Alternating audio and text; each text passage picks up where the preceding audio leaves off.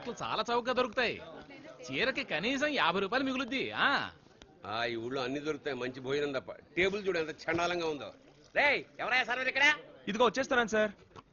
తొందరగా రావే బాబు, ఈగలు ముసురుతున్నాయి. ఏమి హైదరాబాద్ బావా నా బొందా, పేరు గొప్ప ఊరు దిబ్బ.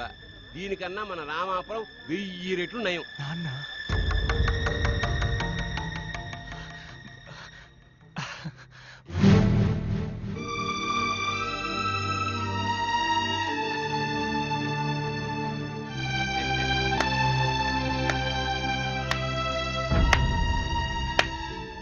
భాషరా చూసావయ్యా, సారెవరో తెలుసు కదా, ఘంటసాల అయిపోదామని వచ్చారే వారే వీరు.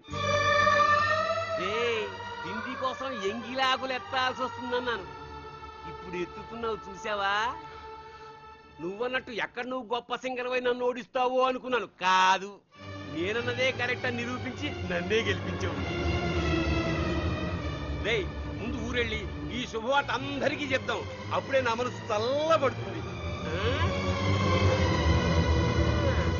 ఓహో, ఈ మహానుభావులు కూడా ఇక్కడే ఉన్నారన్నమాట. సరిపోయింది, అందరూ కలిసే ఉంటున్నారన్నమాట. అయితే ఇంకే నీకు జీవితాంతం ఎంగిలేకులే గతి. టీవీల్లో ఏవేవో చూపిస్తున్నారు, తల్లిదండ్రుల మాట వినకుండా బయటికి వెళ్ళిపోయిన వారి గతి చివరికి ఇదేనని వీళ్ళని చూపిస్తే సరిపోతుంది. కనీసం 4 సోమవారిపోతే ఎదవైనా మారుతారు. భోజనం వద్దు, మట్టి గడ్డలవద్దు, పదమయ్యా పోదాం.